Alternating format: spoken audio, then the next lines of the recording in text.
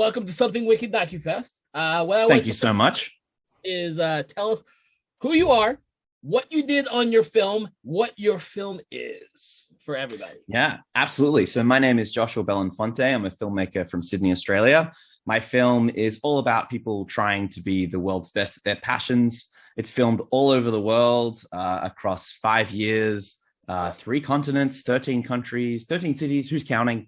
And it was a real labor of love. I was the director, the editor, the cinematographer. I did too many things on my film, as I'm sure many independent filmmakers can relate to. And I'm indebted to a lot of different collaborators around the world who really made telling this amazing story possible. So I have to ask, first of all, what inspired you to do a movie like this? Like, this is not something most, a nonfiction filmmaker is going to do. Let's go around the world and see who's the best at everything. I mean, definitely when I was growing up, maybe it's a cultural thing, like anyone who's grown up in like an immigrant family or in a Jewish faith or, something, they come to a new country that's like, you have to be really good at whatever you do. You've got to make a living. You've got to be the best. And if you're not going to do that, it's just not good enough. And maybe, it's also something that people who have been descended from survivors of intergenerational trauma are also told, you've got this time on planet Earth. It's valuable. You've got to do something with it that's really, important. So I think for me, that was kind of in the back of my mind. And I was really interested in, does anyone else have this same pressure? Or, what happens if I just say to someone, hey, you're really good at your passion. Do you think you could be the world's best? And maybe if they're not the world's best, it doesn't really matter because they might just end up being great, or they might realize, you know what? Yeah, I am doing my best at this. And today I'm going to say, yeah, you know what? I'm the world's best banana griller, or I'm the world's best town planner, whatever it is. I did find the guy who does all the bananas very interesting. That was something I had never even thought was possible. I was like, because, excuse me, I have to know, were you going for, and this was what makes your film unique, is the fact that you took some odd best of type of things and you highlighted them. And that's one of the things that made your film exactly humorous. I don't know if you're going for that, but you definitely made a very humorous and adventurous type of film.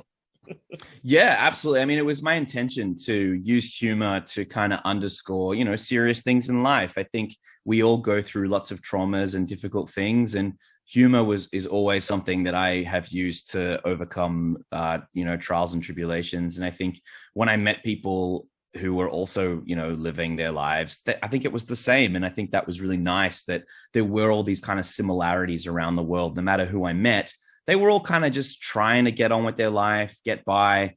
And I thought it was really important to highlight those similarities and differences. And if I expected, my participants to share their vulnerabilities and their stories, it made sense for me to also do that to the audience, to show, what, I'm not going to be one of those documentary filmmakers that kind of just lets the participant just tell their story, and I just sit back and I'm on my high horse and I go, yeah.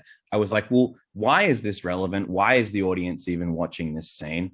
And I thought it was important to highlight my personal connection to all of these people. And a lot of the time it was like, I find this really funny. And I think they do too. And I think maybe an audience will. But it's the kind of humor that, if an audience finds it funny, that's awesome. If they don't, that's awesome. So it's there if you want to go on the ride. So was it originally your original intention to put your life into the film, or did that progress as you were filming it? Yeah, that progressed while I was filming it. Definitely. My intention when I set out was to, do the traditional thing of just let the participant tell their story in their own words. But when I started test screening some of the stuff around the world, I was lucky enough to screen a few little episodes at Dances with Films in Hollywood. I got some really good feedback and people interested. Where did you find this person? How did you meet this person? Why did you speak to this person? And I was like, maybe that is, a very relevant thread that I should put into this. And I think the film is better for it. Personally, it was something I kind of did begrudgingly. I definitely didn't want to be part of the film initially. Like I had this idea that it was just going to be title card, person, country, and that was it. But that was a very different movie, and I don't think it had the same resonance. So it was definitely this process of letting the film tell me what it needed, rather than me saying, no, the film must be this, and just letting that process happen completely organically. No, I agree with you. The moment where you start mentioning about, I guess it was your girlfriend at the time, then you tell the audience that you two are no longer together. It really allows the audience to empathize with you, but also understand all of the other different stories that you're telling at the same time. And that's what I really like, that aspect of the film, because it got me as an audience member to actually know you as a filmmaker, the storyteller at the same time. Yeah, thank you so much. Oh, it's my alarm. That's why my alarm to tell me, I think you've got a conversation now in Georgia, but it could be 7 hours later. We don't know, because it might have got mixed up with the country Georgia, which is, I think, what my Zoom did. So yeah, that was interesting. Oh, you know what? I never thought about that. That could be why I think that's what happened. Yeah, I think that's what happened. Anyway, funny times, but it's so ironic because I literally traveled the world through so many different time zones and was so good with time zones. But I think as I've been coming out of, making and just focusing on working this week, it's like time zones. It's like, what time zone am I in? Where am I? And I think everyone can relate to this, in this world we're in now of Zoom fatigue and pandemic fatigue. And I think that's one thing that's actually made this film more relevant in the world we've been in, because so many people have been trapped in lockdown and not being able to do anything. They're stuck on Zoom. They're not able to actually follow their passions. So I think I'm actually really chuffed that the film is with you guys, because I think its message is now more important than ever. As countries around the world are starting to open up again, people can focus on what they actually want to do with their time. Yeah, I agree. So how was it traveling to all these different countries? I have to know exactly what made you go to these different countries like this. Yeah. And how was it traveling like that? It's a time capsule. Looking back on it now, it's like, you couldn't travel like that again now. Like just, I'll just arrive in Thailand and I'll find a cab driver who's running a 7-Eleven taxi and just talk to him and be like, what's he up to? It was quite serendipitous. I was an opportunist, definitely. I mean, I'd have a job in one country and then go, okay, on a free weekend, I'll try and find a story.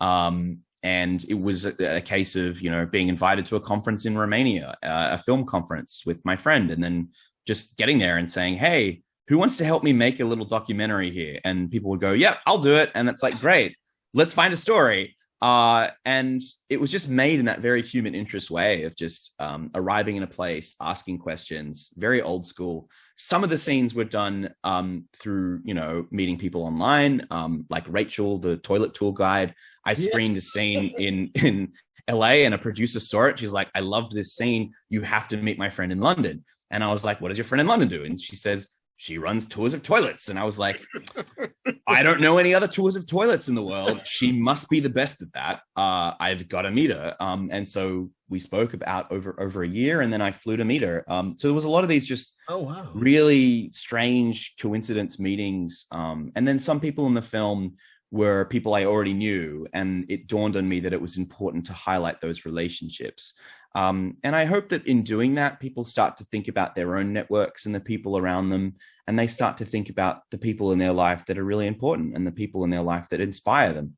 Because I'm inspired by every single person in this film. And it was really important for me not just to highlight, the Guinness World Records best of everything, but to actually highlight people that are just doing their thing, living their life, and me actually saying to them, you're really good at this and you should be really proud and inspired by your own actions. And it actually doesn't even matter if, you get a trophy saying, yeah, you're the number one at this. That recognition is maybe something, but I didn't need to do that for these people. And I thought that was really beautiful and something obviously worthy of sharing with all of you. No, I agree with you, because of the uniqueness of some of the stories that you told. It's not like because they're unique, I didn't go back and start thinking, are they really the best at this in Guinness Book of World Records? Are they really? Is he just like, because of the stories that you were telling, the toilet bowl, the one with the toilet bowl and tours in London, and the banana guy? I can't even think of all of them right now. It was one of those things where you say, you know what, they probably definitely are the best, because I've never heard of anything like this, and their stories about how they got there are what really is driving this movie. It's not the fact that they might actually be the number one. It's they are so unique in their abilities that they're going to be number one regardless, or at least the very best. And it doesn't matter because their stories are so interesting. That's awesome. I'm so happy you got that. I mean, I'm so curious what dawned on you when you saw the film's title. Like, what did you think? You're like, this guy. You want to know why? I see all the titles of the movies. I don't no. So this is my process. I never watch the trailers. I never read what the movie's about. I simply see the title and I watch the movies. Because I watch so many indie films. I don't have time to watch every trailer for every movie. I don't have time to read the synopsis for every movie, because some of them will be a sentence or two long. Some of them will be freaking 4 paragraphs long. I skip all that. I let the film tell the story. And your film, world's best movie, I'm like, what is this? They think is it gonna be Kubrick? Is it gonna be James Cameron? What is this? Yeah, it better be better than Citizen Kane. And then you watch it, and it's like, this is one of the most entertaining and funny documentaries I've seen this year, because I'm sitting there laughing. And the other great thing about your film is the way you edited it, and the way your cinematography for it, because you make it seem as though it is a very dynamic film, unlike some of the other films that are just like sitting down talking heads type of film. You're not doing that.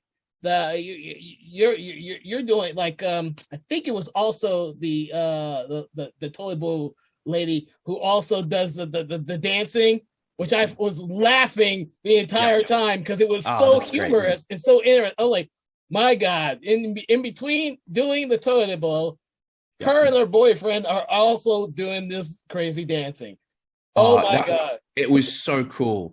When she told me that she was a Morris dancer and that's how she met her husband, I was just like, this is amazing. And that they met, they like proposed with this rat wedding, and I'm spoiling the film now. I shouldn't say too much. But it was just stranger than fiction, really. And it was beautiful. And they're such beautiful people. And bless them, they've had a child now, and child's growing up, and Rachel's still doing her thing. She's still doing her tours now. I keep in touch with most of the participants. I try to, and that's really important to me, to kind of be involved in their lives and celebrate their achievements and their successes as well. Yeah, well, that's why I hope all of them are very successful in their strange little world. We're doing freaking film, nonfiction films, and I do a film festival, so we're all strange in some of the way. That's it, exactly. So let me get a little bit of your background. Are you an actual filmmaker, or did you go to school, or is this something that came to you? Yeah, it's a really great question. I started out as an actor as a kid, and I did read-throughs for movies, but then I got too old for the movies when it came time for them to be made, so I didn't get the parts. And that happened a lot when I was a kid, just because in my drama class, my teacher just kind of put me forward for things. And then I started to think about film, and I made some kind of, more experimental films, and I made some really silly films with my friends just on their camcorder, making fun of Lord of the Rings and all this kind of stuff. And then eventually it dawned on me, you know what, I think being a director would be awesome. But I did that thing where I went to uni and I studied two things. So I studied communications law. And at the same time as studying for law exams, I was trying to make stop motion films. And, I would be doing all-nighters rendering in the edit labs at the uni while studying contract law. And it was very strange. And part of me, I have a passion for the law. I think I really wanted to try and help people. And I think when I started to try and practice law, I realized that, the practice of law and this ideology of, helping people and in the law is very different. I think some lawyers are able to do that, but I think when you're starting out, it's really hard. And I was really at odds with this because, it was really important for me to try and give back to the community in some way. And I saw this trajectory and I was like, look, it's not that I'm not going to stop doing law forever, but making films is really important to me. And then also, when you receive a really distressing health diagnosis like the one that I received, my whole life stopped. And that was completely out of my hands when a doctor's telling you on the phone, yeah, you've got a large growth in your chest and you've got to get it in an ambulance and stop what you're doing right now. You think it's a joke. And then you go in to see the doctor, you're rushed in and, they tell you, I'm going to remove one of your lungs, part of your heart. There's obviously a chance of death. How's Wednesday? Your whole life gets put up in the air. And in that moment, I'm thinking about the friends and family I'm leaving behind. And I'm thinking about all the things I wanted to do with my life and my passions and the things that I won't get the chance to do if I don't get through this. And so all I was thinking about in those, that month, that time when I was recovering in hospital and waiting for my test results was, if I get out of here, I want to go back to Europe. I want to meet as many people around the world as I can. And I want to find out from them, what are they doing with their lives? Are they happy? Are they fulfilled? So the law stuff kind of went away, but, it was something very important to me to finish. I'm a very big believer in following through and doing the things you start and also, finishing them. Not always that sometimes can't happen because there are other circumstances outside your control. But it was really important for me to make this film and follow through on that childhood dream I had of, yeah, when I'm a grown up, I'm going to make the world's best film and like make a really great movie. And, I hope that people kind of see that it's, it's inviting people on this discovery. So, I think the right people notice that and then the wrong people go, who's this arrogant filmmaker saying they're the world's best film? It's like, anyway, we can't do anything about that. Well, they need to look at your poster first and then read the synopsis and watch your I can't remember. It's just don't watch trailers. Did you have a trailer for your film? Yeah, there's a trailer. A trailer. And I say it all in there. It's it's a condensed version of what does it mean to be the world's best? I mean, it's such a strange thing. You see it on a billboard, you see it on a perfume bottle, you see it on a notepad. It's like no one's actually checking this. Like it's just a thing that people say. So I thought that was fascinating and interrogating it in this way was really fun. And I hope people really enjoy that as well. And they find it as entertaining as you did. So, what was I? Dang, brain aneurysm there for a second. Is this your first feature or have you done other features or what? I mean, how many? Yeah. So this is my first feature, which I'm really happy to say, but I worked in television for a while. Across lots of different roles. And I've worked on a few different films, but I had this idea in my head, like a lot of filmmakers do. Oh, I'll make a feature when I'm like 40 or 50 and I've got $20 million and all this kind of stuff. But then when you have doctors telling you like you're not well and, we're going to do everything we can to get you through this, you realize that, no one's over tomorrow and you've actually got to do the things you want now. Like you've got to live in the present. And so it just meant I had to kind of get rid of that perfectionism and get rid of that view that I'm going to make this perfect film. And I think for me, the title was kind of like a celebration of that fact that, this is not going to be the best film I ever make. In fact, it's not going to be the best film, but it's kind of like a tribute. It's kind of like a lot of people said it's like Tenacious D. And I actually got to talk to Jack Black about this and I got him to say that this is not the world's best film. This is just a tribute on camera. And it was one of the best days of my life.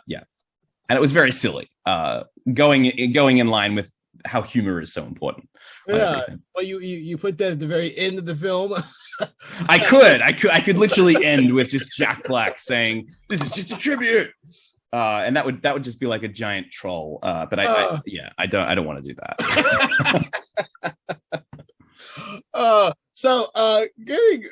I want to know a little bit more about the process of your making the film. How long did it take you to make the film? Since it seems like you were setting things up and getting relationships like a year at a time.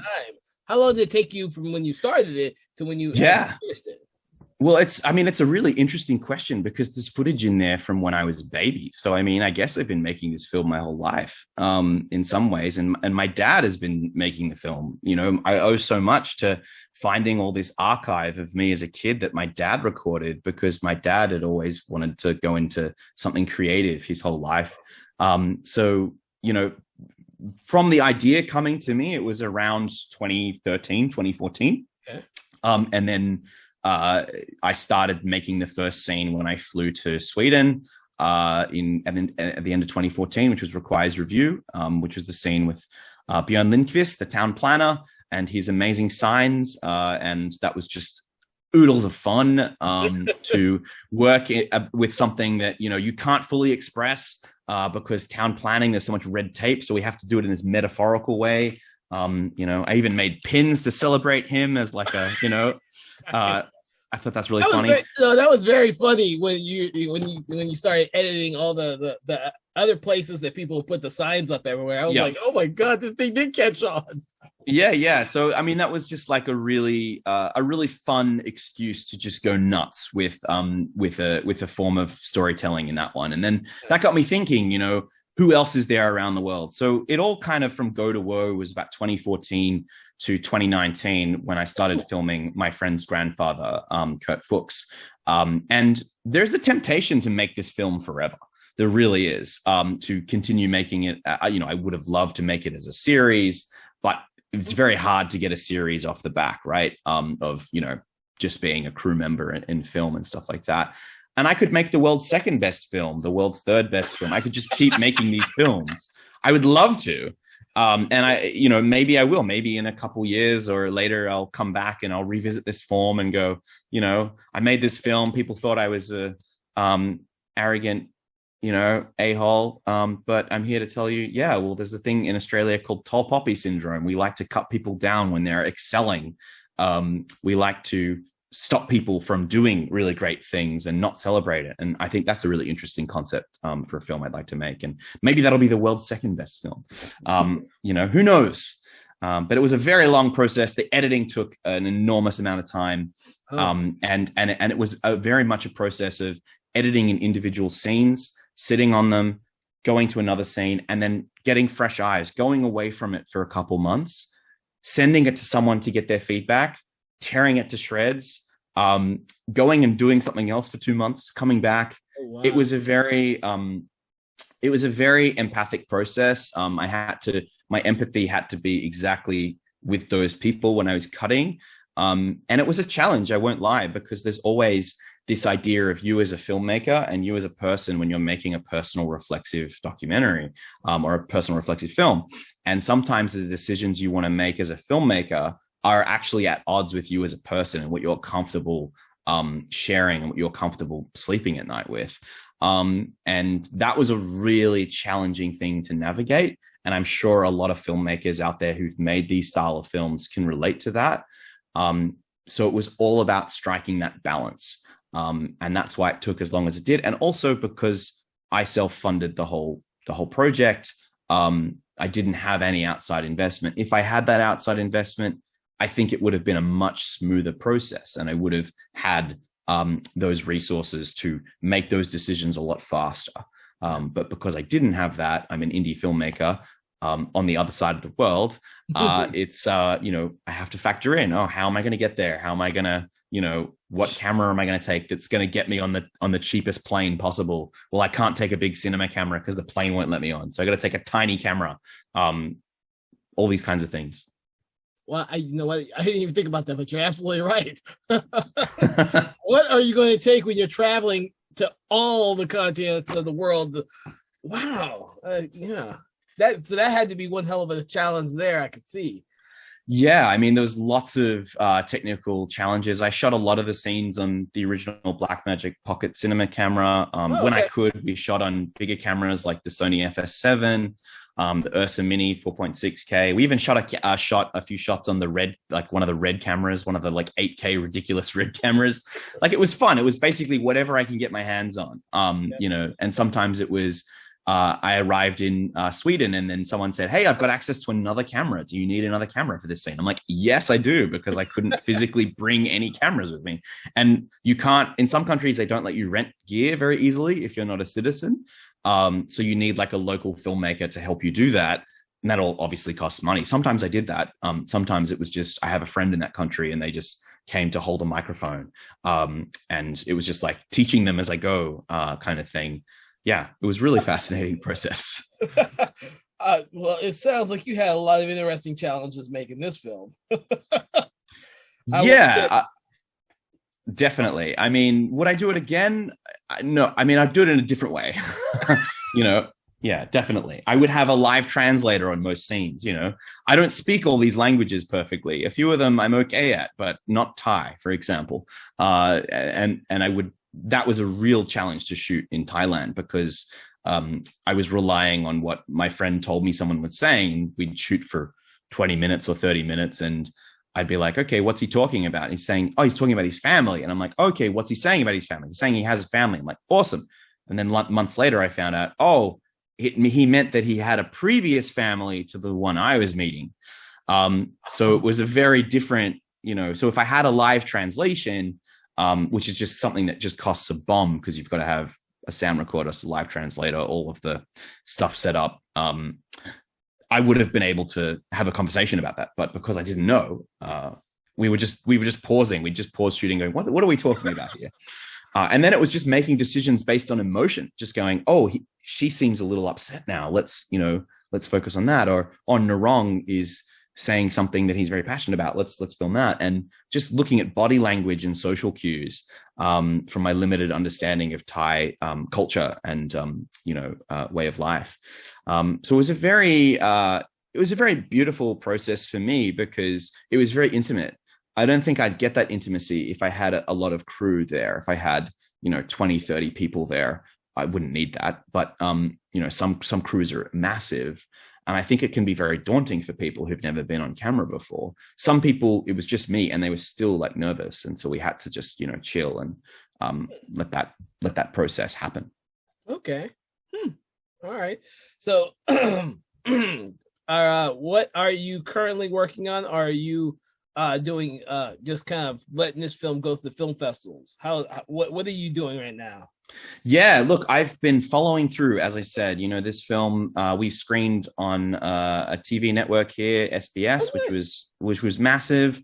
We had a sold out cinema screening in Sydney recently at a lovely cinema called the Randwick Ritz, which was beautiful. Somewhere I actually saw one of my first films as a kid. So it was super meaningful to screen there. And I'm just focusing on the new projects. They've got a bunch of documentaries, a bunch of narrative films I'd like to make. And I'm also hopefully completing my PhD. Oh, okay. So that's a big thing that I'm working on. But I'm just, I'm trying to just be open to all new experiences. There's a lot of films I want to make, and I'm just trying to expand my community and my network and to just try and keep telling these stories that are really important to me and hopefully really important and entertaining and insightful to others. So before I forget, do you fancy yourself a nonfiction documentary filmmaker, or is this something that you just jumped into because this became a personal story? Yeah, it's a really good question. I consider myself a filmmaker, I think. And for me, I'm acutely interested in what I can glean and learn from studying reality to then pass through to narrative filmmaking. That's something that's really interesting to me. Some of my favorite filmmakers actually gave me that advice many years ago. They said, Josh, if you want to make really great drama, go and make documentaries, go and actually learn from real people, survey them almost in an ethnographic way, and just, go across the world and just document people's journeys and struggles. And I was like, okay, that's a really cool concept. I mean, they didn't say it in those words. That's how I probably remembered it. But I think for me, I really took that to heart. And so making this film was a big experiment in that. And a lot of the filmmakers that I'm inspired by, like, John Cassavetes or Herzog or Errol Morris, they've all kind of been navigating a lot of these issues their whole careers. And I think some of their films, really are between documentary and narrative. And in the end, it doesn't really matter what they are, because they still leave you with this feeling of awe or this feeling of wonder as to, what you've just witnessed. And I think if you have that capacity to inspire and create change from your work, no matter what it is, I think ultimately that's something that should be celebrated. And so for me, I always just view myself as a filmmaker, and sometimes that's going to mean I'm taking a more documentary perspective, documentarian's perspective. And then sometimes it's more a scripted approach. And those things could work in both genres, in my opinion. And that's kind of what I'm writing about in my thesis as well. Nice. Well, I will say, I am glad I was able to talk to you about your film and get to know you a little bit better after watching your film. I got to know you a little bit, so the conversation that we're having made me allowed me to understand you better, and I'm sure that after people watch this, they'll be able to, hopefully people will watch this before they see your film, and then they'll see the kind of what I see now. Yeah, that'd be great. So but yes, this film we'll get it out there, or this interview we'll get it out there as soon as we can, and I am really hoping that your film gets out at as many film festivals as possible. It has a successful film festival run.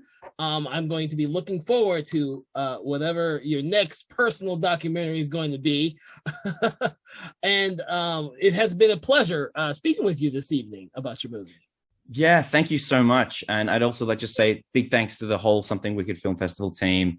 And I can't wait to check out all the other amazing films. And I really hope to hear from anyone watching this about what they think they might be the world's best at, whether it's the world's best spoon juggler, the world's best long distance marathon running chimpanzee holder, whatever it is. Hit me up and tell me. You can tweet me, go on Instagram, theworldsbestfilm.com. I can't wait to hear from you. Well, you have to keep the title, the world's second best, and for your sequel, because calling it the world's best filmmaker or that world's best film 2 doesn't sound nearly as funny as but I think both are quite funny. The world's best film 2, because it's also, a lot of people don't realize it's also like the world's best film. It's like it's a film about, I'm explaining now, and I shouldn't do that. I should just leave it mysterious. Don't explain it. Just leave it mysterious. Yeah, leave it mysterious, like it was for me when I first watched it. Yeah, that's exactly what I want. That discovery. Allow that discovery to happen. That's the most rewarding thing I think a film can do. Thank you so much for today. Thank you. And I don't know what time it is over there in Australia. It's the morning. It's the morning. So have a good day, because it's evening here now. So have a good day. And like I said, hopefully we'll be able to talk again in the future. That'd be awesome. Thanks so much for having me. Yes, you're welcome.